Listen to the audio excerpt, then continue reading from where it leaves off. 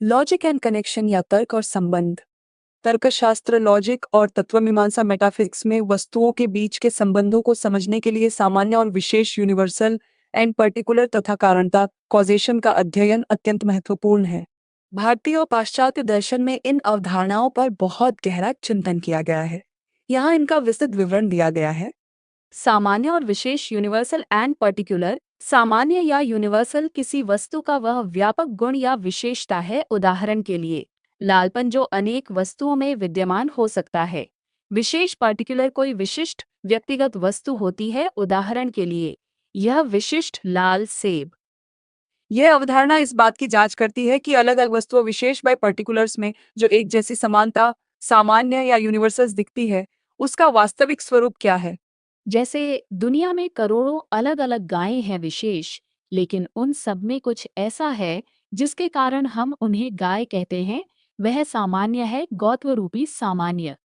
भारतीय दर्शन विशेषकर न्याय वैशेषिक वैशेषिक दर्शन में कुल 7 पदार्थ माने गए हैं, जिनमें सामान्य और विशेष नामक दोनों पदार्थ शामिल हैं।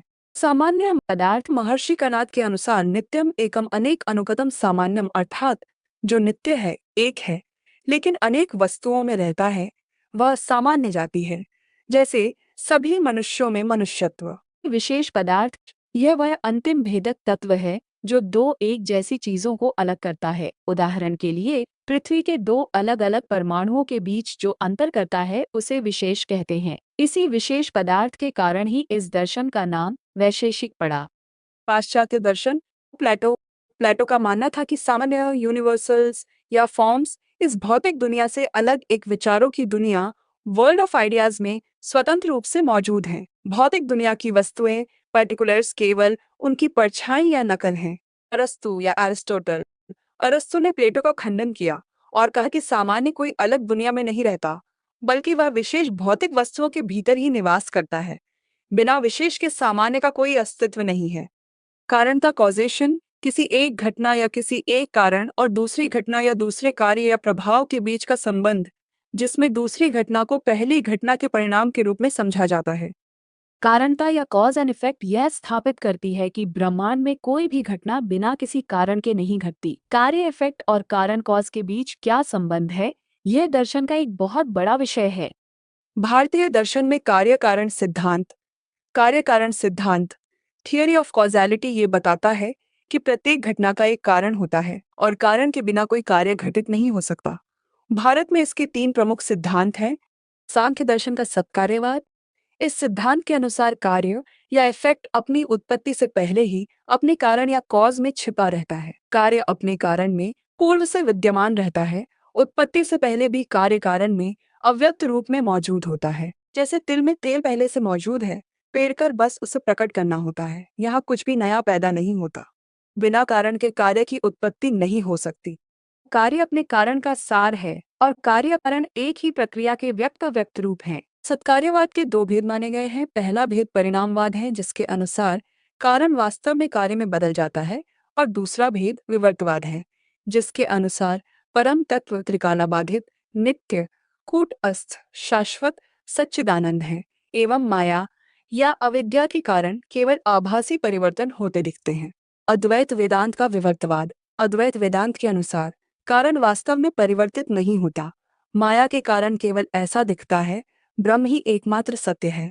वेदांत मत में बंधन के पीछे अज्ञान को कारण माना गया।